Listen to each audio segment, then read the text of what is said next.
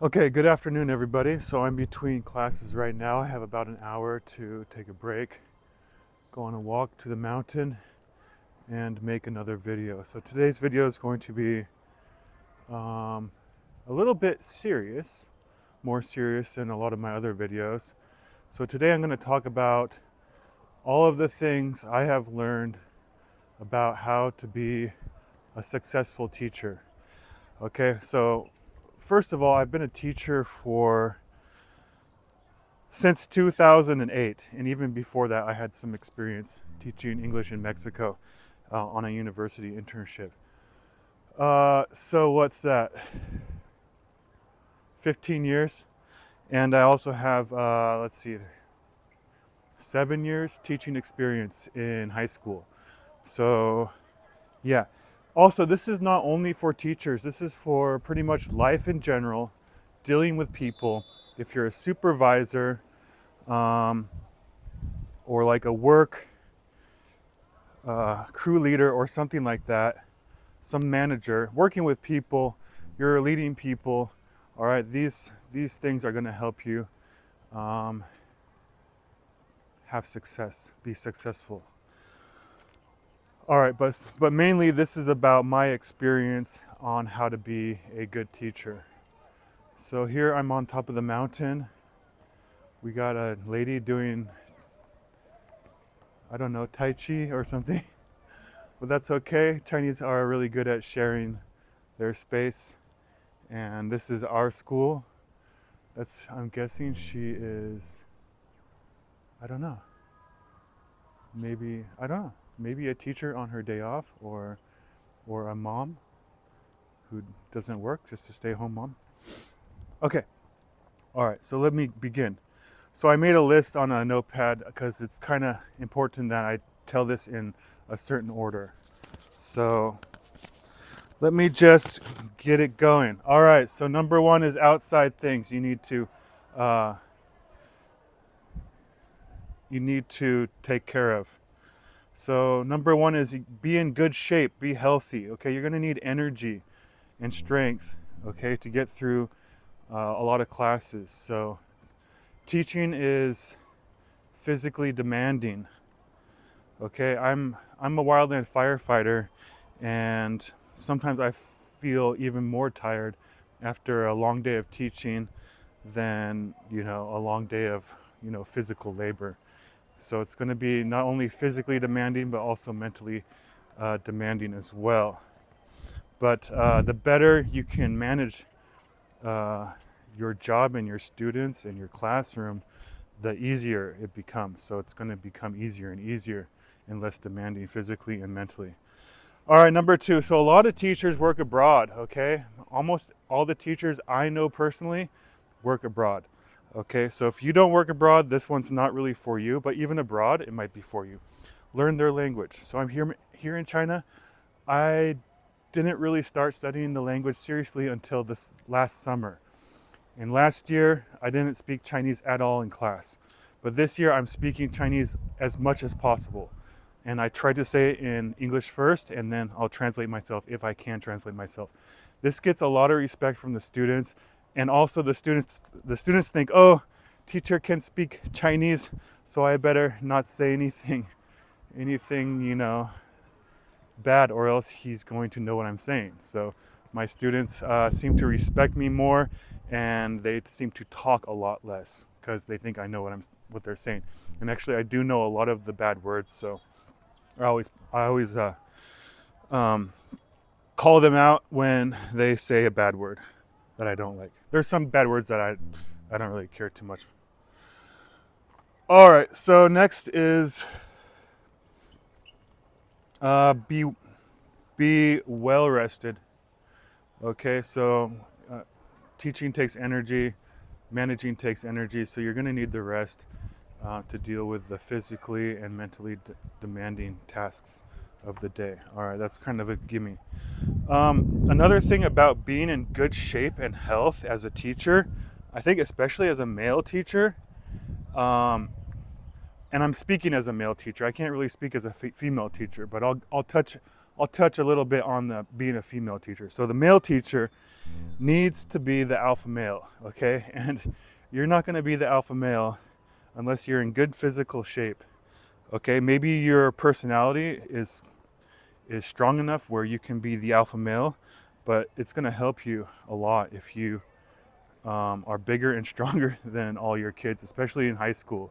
Okay, if you're a kindergarten teacher, it's not going to be an issue, but in high school, it's kind of an issue, and university, and maybe even middle school as well. All right, so now I'm going to go and talk about the first days of class. First days of class, learn their names. That's like the first thing you should do. Not only should you learn their names, but set ground rules. Okay, you learn their names, you set ground rules.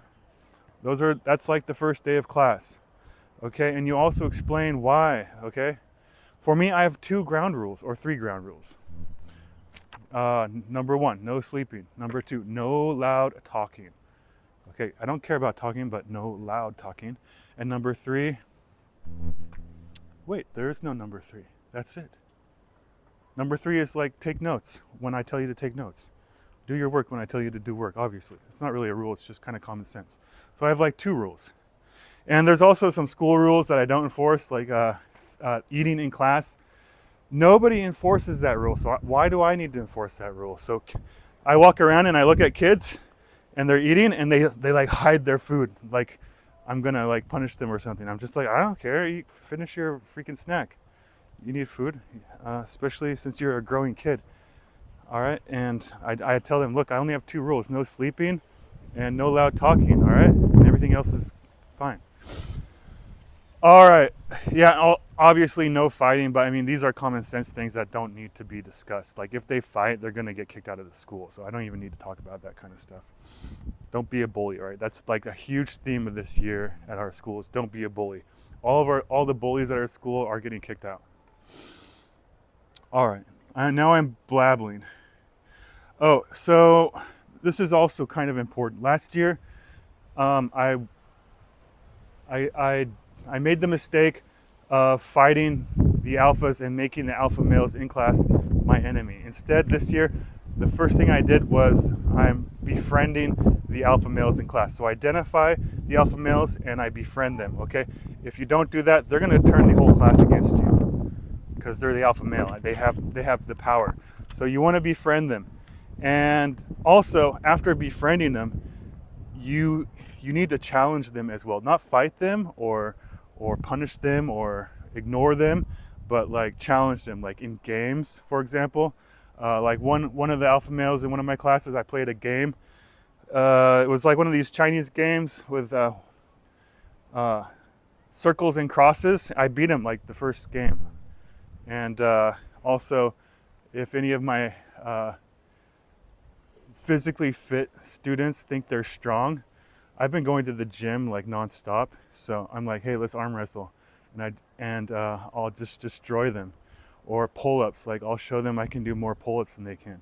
So I become the alpha male pretty much right off the bat. And the classroom alpha males, the student alpha males, are my friends, so they're cool with me. They're not going to turn anybody against me. They're going to have nothing but nice things to say about me. So it's all good. But when I walk into class, I'm the boss. All right, what else?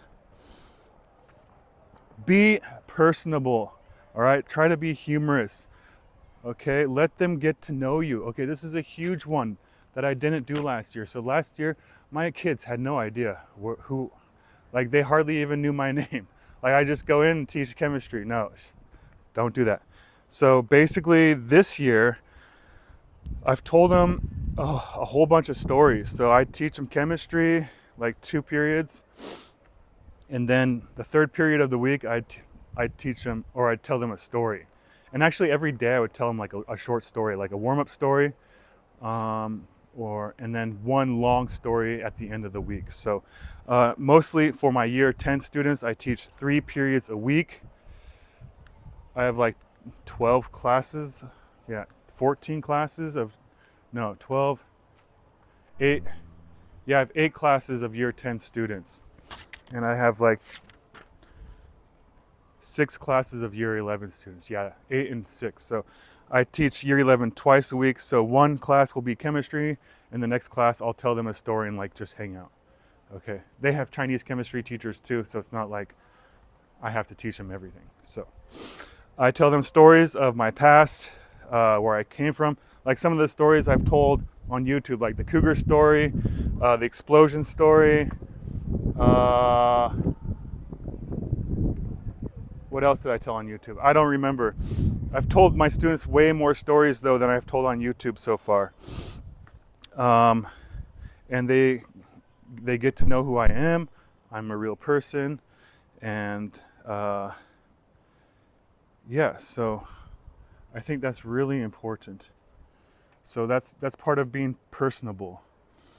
Okay, and humorous. I mean, maybe you're not a funny person, but it's not hard. It's not hard. You can be humorous from time to time.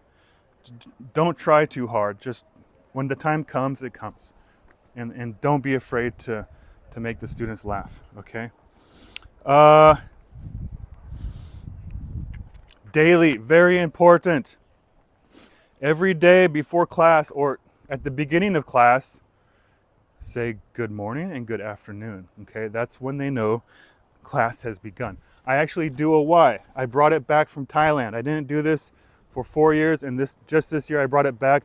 So I'd Y them. I can't do it with the selfie stick. All right, you put your hands together like this, and you say good afternoon, good morning, and that's when they know it's time to go. Also, if they're getting ready for class, coming back from break late, give them a little bit of time, okay? Don't just start class when everybody's rushing around, trying to get started. So it's not like they're humans. They're humans. They're not freaking robots. You got to treat them like humans and not robots. All right. So it's like you can't just push a button and expect things to like go your way. You have to kind of work within their means, their bounds. Give them a little bit of leeway. Find the right timing, right? All right, and second of all, also really important. So on my PowerPoint, I write a list of things that we're going to do. Like number 1, warm up story maybe, or number 1, take notes. Number 2, assignment, and that's it. Number 3, when you're finished, take a break. Okay.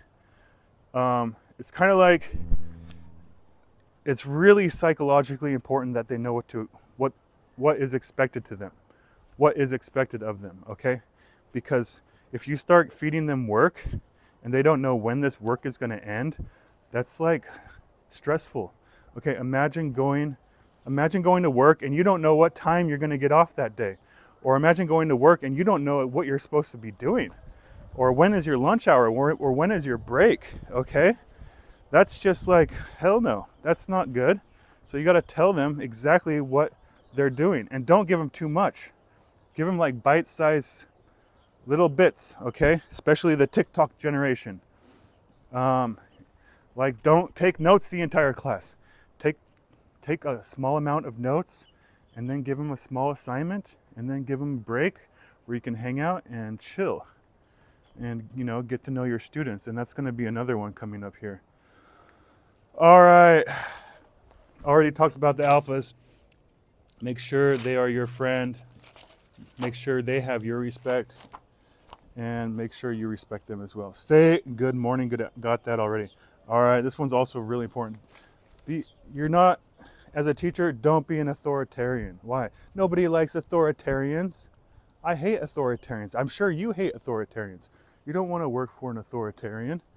Okay, so you're just a coordinator. You're going to go in there, you're organizing, you're giving them the information that they need to survive or pass the test or whatever.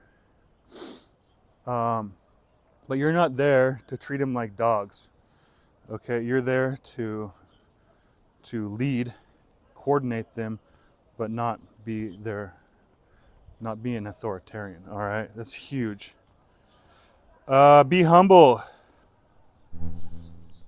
Apologize. Say thank you. Say good morning, good afternoon. Okay, people skills. On projects and performances. So, for example, I have the science. What do we call it? it's not the science fair. It's like the science performance. So Chinese, they're very good at performing. So they turn the science fair into the science performance, where science becomes like a show. It's like, oh, it's a science show. Yeah. So the science show.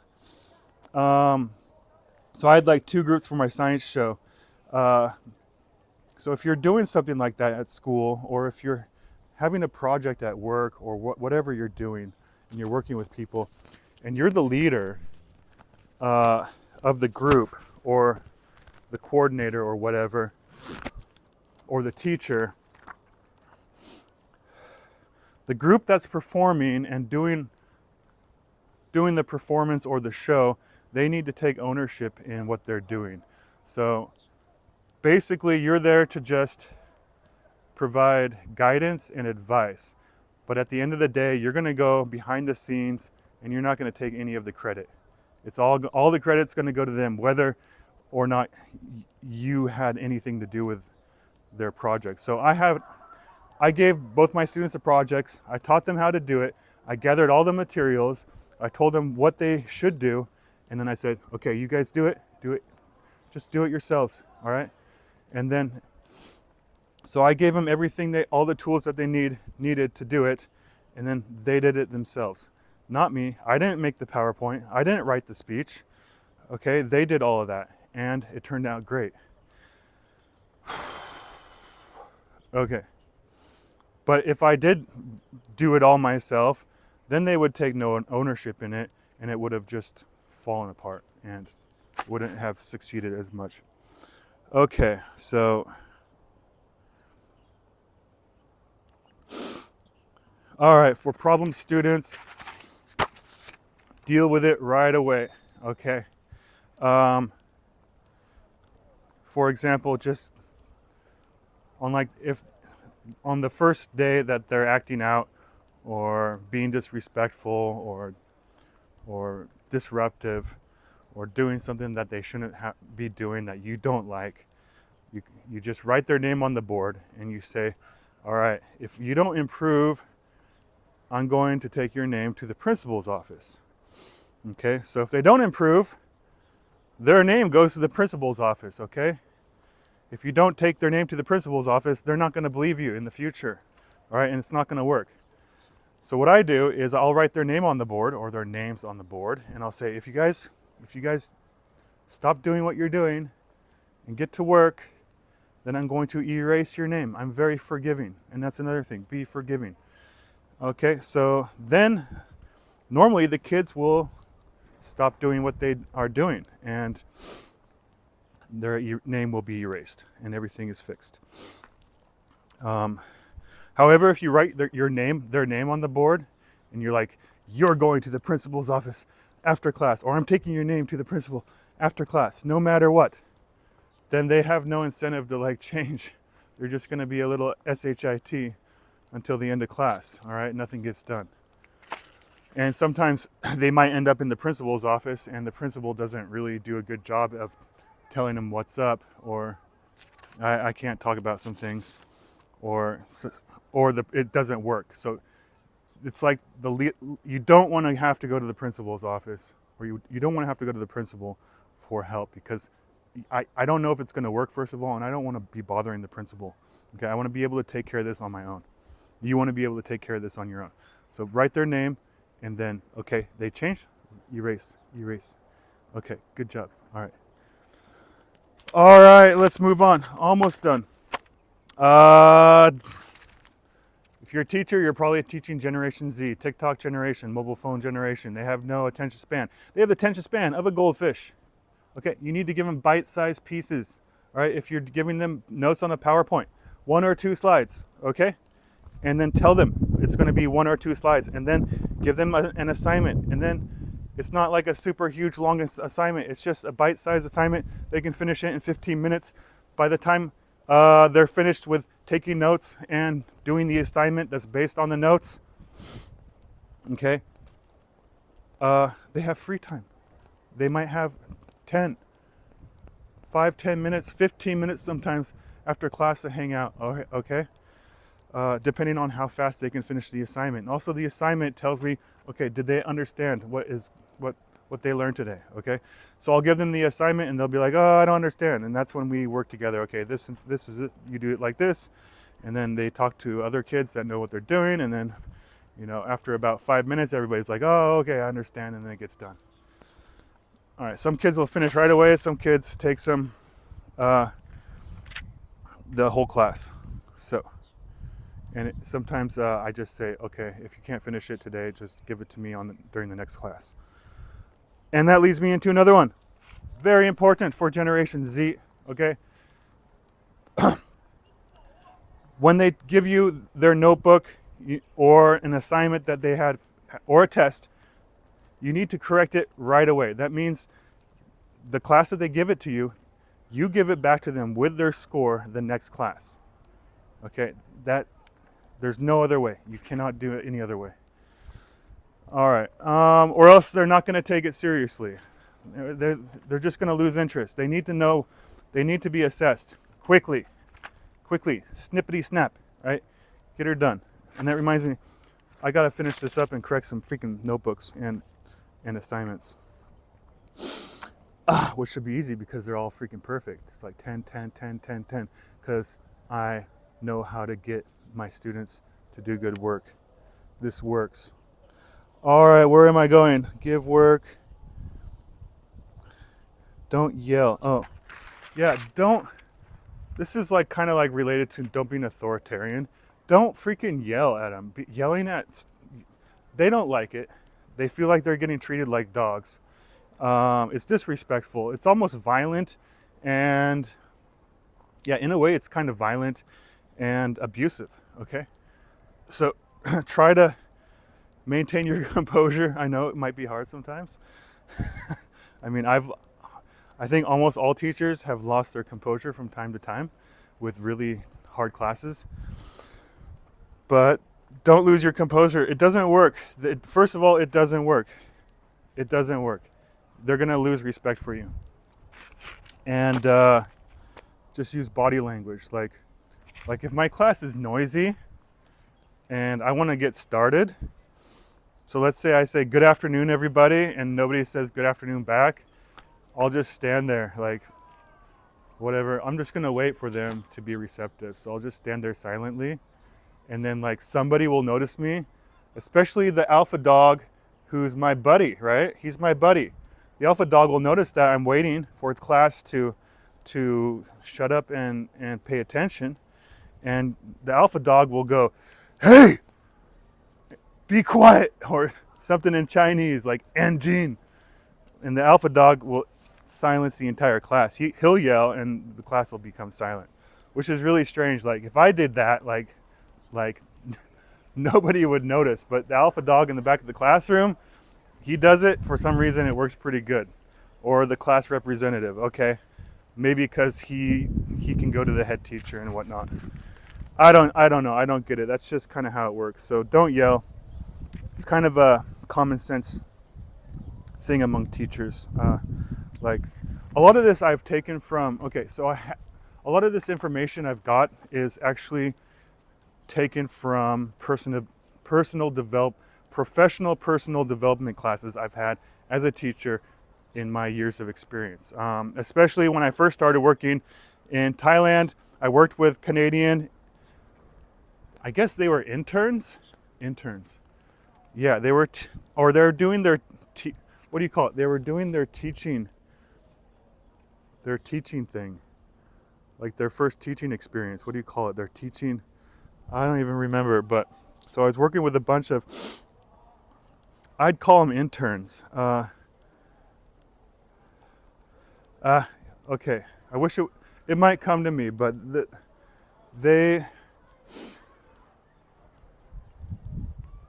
okay, so I think you know what you're talking about.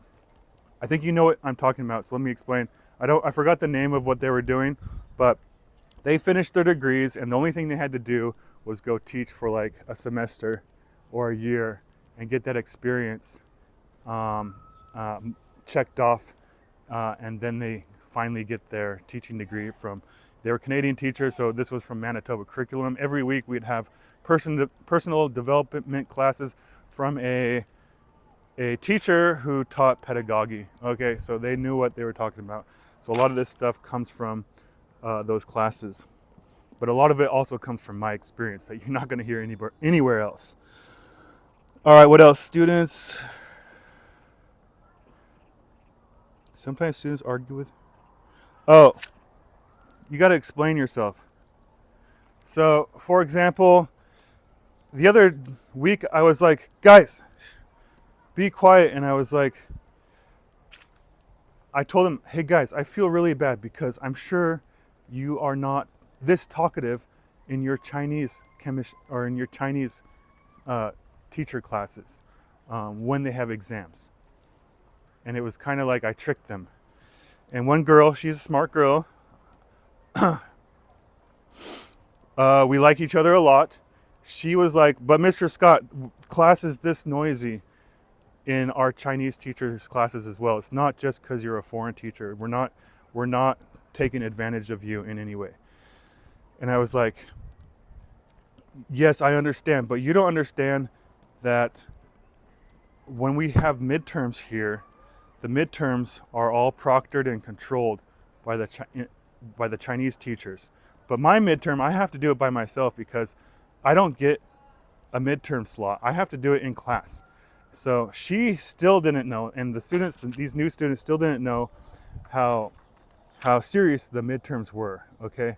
And I was like, look, you're gonna know in a couple of days when you take the Chinese midterm, nobody talks at all during those midterms. And so in my midterm, I expect the same from you, okay? So they didn't understand that point, but I'm sure they understand it now after midterms. So if you, so basically explain yourself. Like if you have a rule or if you want to change something, like don't just be like, be quiet. Be like, be quiet because other people might want to listen to the story.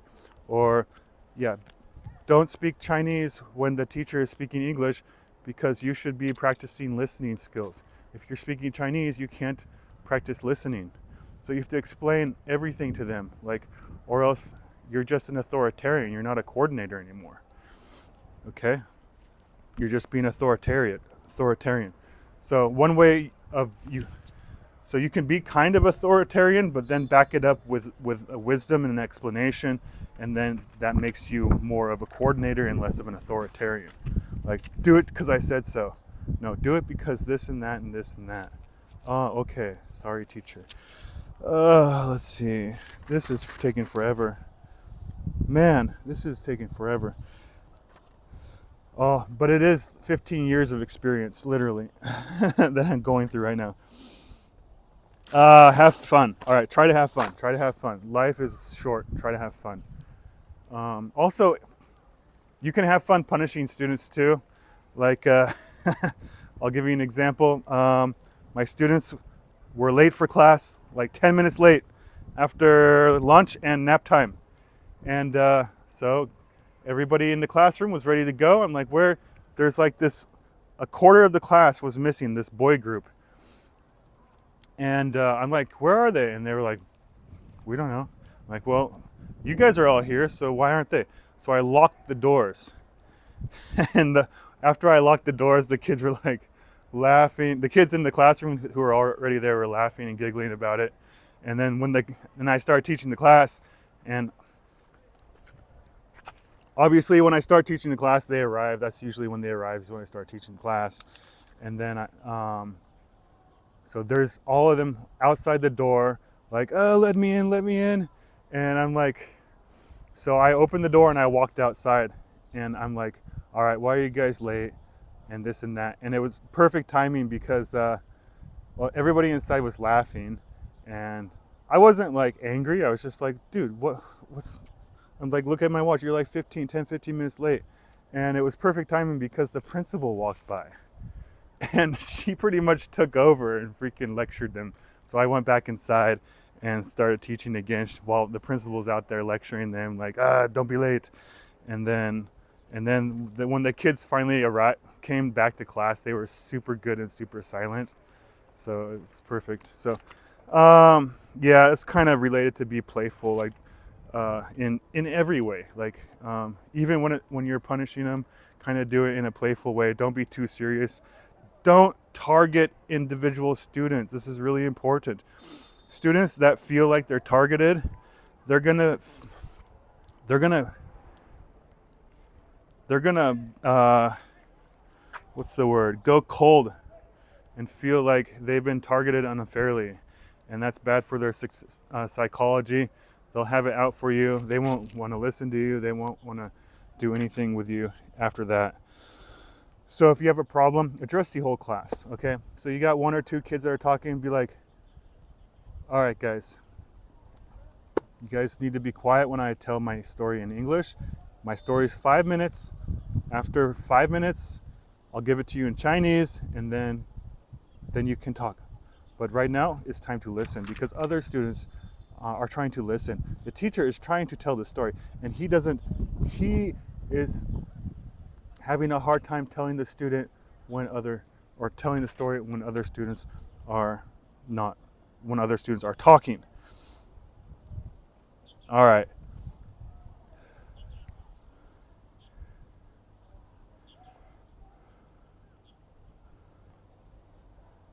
Okay. Almost done. Oh yeah, so if you're working abroad, especially if your kids have low English skills, I know the professional teachers in pedagogy class and ESL classes are going to tell you don't translate anything. It kind of depends. I teach chemistry, okay? If I don't translate it, they're not going to understand any of it. So what's the point? It's a total waste of a class. So maybe certain classes this works out, but you need to translate a lot, almost everything. Okay, so all my PowerPoints, ding, ding, ding, English, and ding, ding, ding, Chinese. Okay, and I tell them, write both English and Chinese. If I don't write the Chinese, they don't understand it. They're never going to understand what they're writing. Because some of them, their handwriting is so bad, they won't be able to translate it themselves. So, yeah. All right. So, anyway, that might be kind of controversial. But last year I didn't translate anything, and I lost a lot of kids' focus because their English is so low. If your students have a good English, maybe then you don't translate. Or if you're teaching younger kids, like little kids English, you don't need to translate. But for me, teaching high school kids with super low English skills, it's a must. And it's like, all right, if I don't do it, then it's a total waste of time. Okay, so for me, I want to teach chemistry. I want them to learn the English and at least be familiar with the English. But science for me is more important. So I want them to learn the science first, and then I also want them to be familiar with the English and learn the English as well. All right. But it's not English class. And most of them are not going to even take the freaking chemistry IGCSE exam. So, and we do still study and learn a lot of English in class. Just, it's not as, I don't push them too hard. Like, I don't tell them they need to like, I don't push them too hard. Okay, almost done. All right, so you need to take an interest in your students. Man, this video is really long, okay, but it should be. You need to take an interest in your students, not only in class, but outside of class. For example, get to know them. Okay, you let them get to know you. That's very important, but also you need to get to know them. Know what they like to do, their hobbies. All right, ask them what they did on their holiday. You know, they come in class with a freaking cast on their leg. Oh, what did you do? Okay, I had a girl with like a freaking IV in her arm. I'm like, oh, what is that? She couldn't explain in English, so she busted out the translator and eventually was able to tell me that she had gotten a concussion. Like at school, I don't know where she was. She was somewhere at school. A loudspeaker fell on her head here at school. What do you know? It seems to be like the theme this year among my students.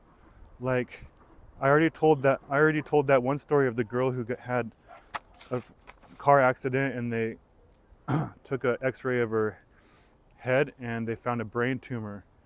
And now this girl with the concussion, yeah, okay.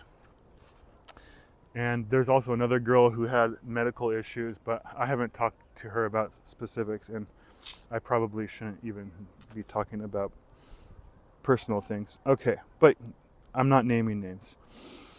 All right, and now I'm blabbling. Yeah, go figure. A freaking speaker fell on her head. She got a concussion. My goodness. Come on, China. China needs to do a better job at like strapping things down. Like if there's a storm here, you don't want to go outside, especially downtown, or in the forest even, like killer trees. I have my own story I need to tell. Let's see, do I have time to? Yeah, I do. So I'll tell that one story after this. Maybe I should do it on my bike, but whatever, this is okay. Yeah, so take an interest in them. Like that also means after class as well. So after class, you see them in the hallway, say, what's up, their name, or hello, hi. Okay, you're a foreign, especially as a foreign teacher, they're all gonna want your attention. And when I first came to China, I was like, hi, hi, hi, hi. And it got really old and draining. Like even students who I didn't even know were like saying hi, hi. And I just said, this is enough. I've had enough. I've had enough. So I just, maybe I'd give them a little smile and be like, and I just kind of grew colder and colder and colder, and I stopped saying hi, even though kids would say hi to me.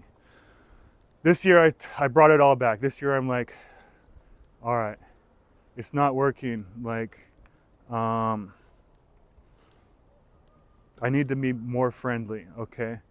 I need to be more personable, more friendly, and this came from a dream. And I'm actually going to end this with something that came from a dream, and it's what really brought everything together this year.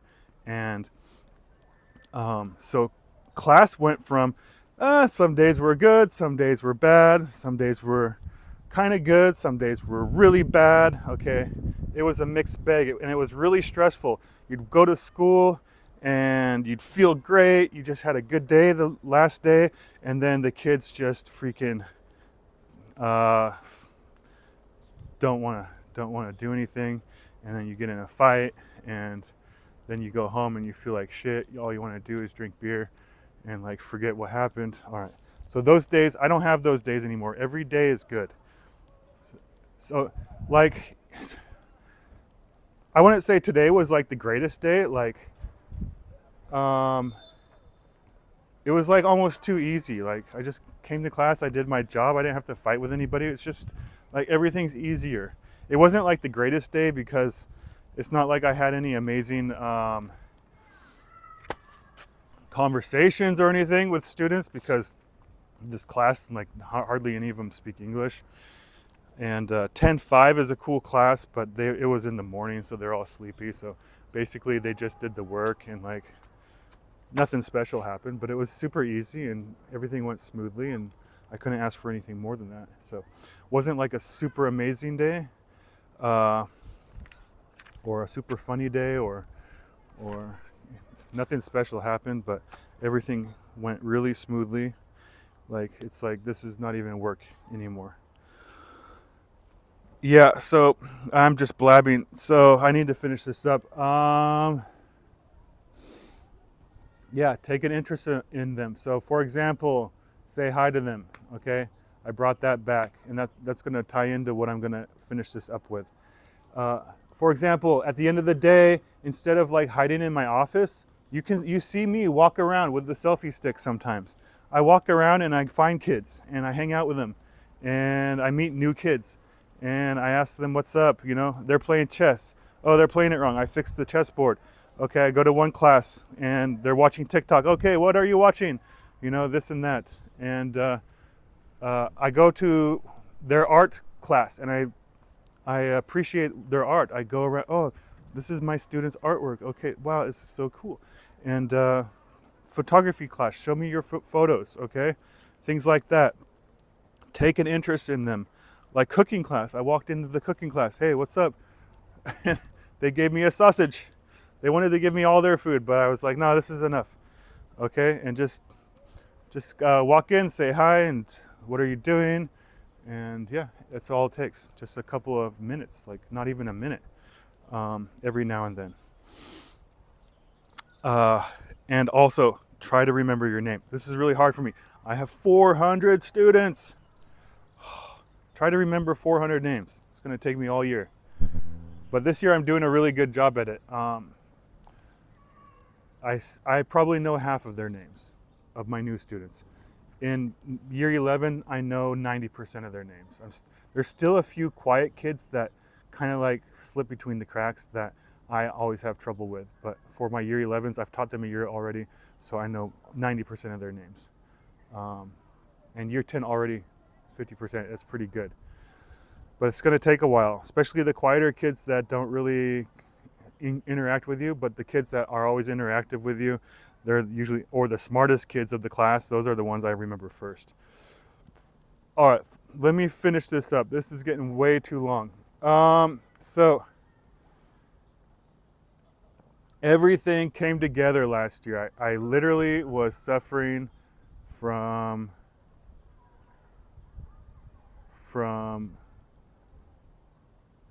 school. Like things were not going right. Like I would wake up in the middle of the night thinking like, what the hell is going wrong? How can I do my job?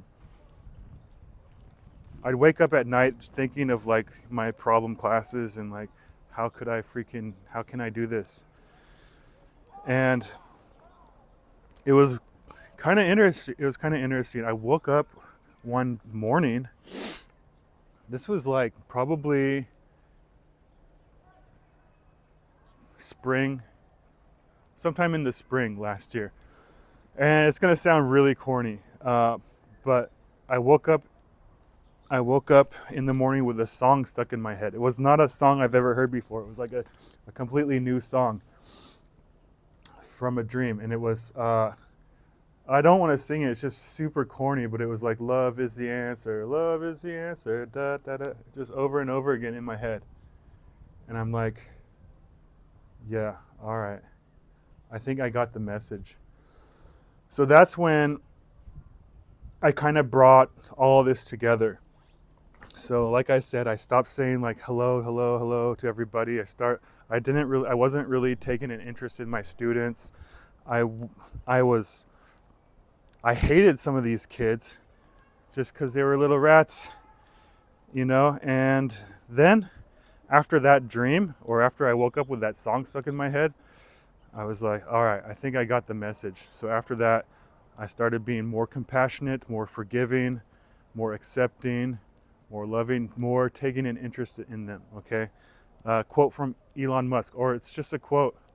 Like, it's just one of those quotes, like somebody said it, like nobody knows who said it, but love is the answer, right? So it's very important. Very important. It's like the key. It's like the glue that like congeals it all together into one ball of gold that I'm giving you today.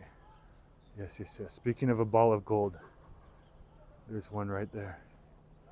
All right. It was raining this morning, but all that pushed on through, and now we got the ball of gold today. All right, so oh man, I should grade papers, but I gotta tell that one story, I guess. Let me tell that one story because I brought it up.